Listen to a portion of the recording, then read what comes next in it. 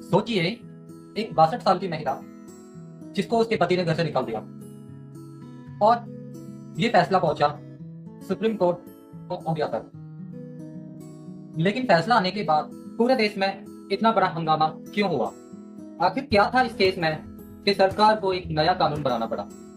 इस वीडियो की शुरुआत में हम जानेंगे कि आखिर शाह बानो कौन थी, फिर जानेंगे सुप्रीम कोर्ट का फैसला और आखिरी में वो सच जिसने पूरे देश को हिला करके रख दिया। यहाँ मामला सिर्फ कानून तक ही सीमित नहीं था, बल्कि धर्म, राजनीति आदि तक भी इससे प्रभावित हुए। इसीलिए वीडियो को आखिरी तक जरूर देखिएगा। इस कहानी को समझने के लिए हमें जाना होगा 1980 के भारत में। ना सोशल मीडिया थी, ना लीगल अवेयरनेस आज के जैसी थी। अगर किसी महिला का डाइवोर्स हो जाता था तो उसको बहुत ही ज्यादा प्रॉब्लम्स देखनी पड़ती थी। और इसी दौर में मध्य प्रदेश की एक महिला थी जिनका नाम था शाह बानो। उनको शायद अंदाजा भी नहीं था कि उनका ये केस पूरे भारत देश पर इतना असर डाल देगा। लेकिन असली कहानी तो अब शुरू होने वाली है, क्योंकि आगे जो हुआ उस फैसले ने पूरे देश को दो हिस्सों में बांट दिया। शाह बानो की शादी हुई थी मोहम्मद अहमद खान से। शुरुआत में सब कुछ ठीक चल रहा था, लेकिन धीरे धीरे रिश्ते में दूरियां आने लगी। फिर एक समय ऐसा आया कि मोहम्मद अहमद खान ने शाह बानो को घर से निकाल दिया। एक उम्र दराज महिला जिसने पूरी जिंदगी घर परिवार संभालनी नहीं थी, अगर उसको अचानक घर से निकाल दिया जाए तो सोचिए उस पर क्या बीती होगी। और फिर एक दिन दे दिया गया तलाक।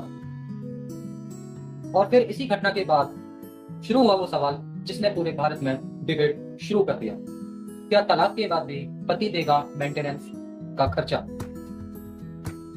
लेकिन रुकिए, असली ट्विस्ट तो आगे है। कोर्ट ने जो फैसला सुनाया उसने सरकार तक को हिला के रख दिया। शाह बानो ने हार नहीं मानी। उन्होंने कोर्ट का दरवाजा खटखटाया और मेंटेनेंस का खर्चा मांगा। मेंटेनेंस यानी तलाक के बाद की आर्थिक सहायता, जिससे कि महिला अपनी बेसिक जरूरतों को पूरा कर सके। मामला बढ़ता गया और आखिरकार पहुंच गया सुप्रीम कोर्ट ऑफ इंडिया तक।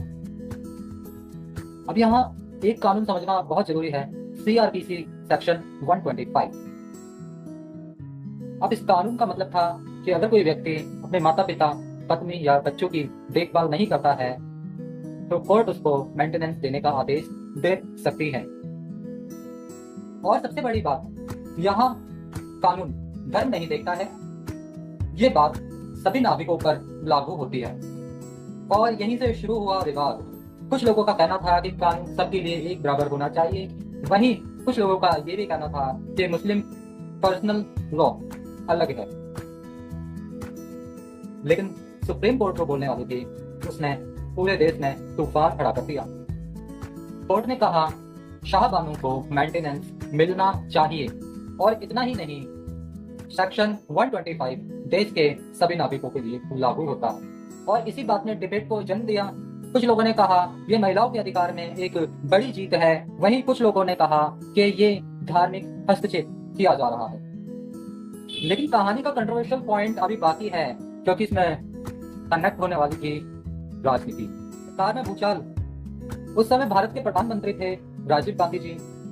लगातार सरकार पर दबाव बनाया जा रहा था और फिर आया सरकार का वह फैसला, Muslim women act 1986, protection of rights on divorce.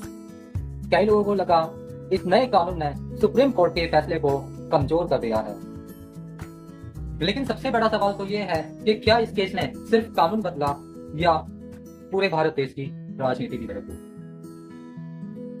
Shah Bano case सिर्फ एक कोर्ट केस नहीं था, यह महिलाओं के अधिकार, धर्म, आजादी, कानून और टकराव का भी एक मुद्दा बन गया। आज भी यूनिफॉर्म सिविल कोड की चर्चा होती है तो शाह बानो केस का नाम जरूर दिया जाता है। और अब सवाल आपसे, क्या कोर्ट ने सही डिसीजन लिया था? क्या सरकार को कुछ डिसीजन चेंज करना चाहिए था? आपके क्या विचार हैं? अपने राय कमेंट्स बॉक्स में जरूर दें। अगर आपको हिस्ट्री पॉलिटिक्स की इसी तरीके की और वीडियो देखनी हो तो चैनल को सब्सक्राइब करें।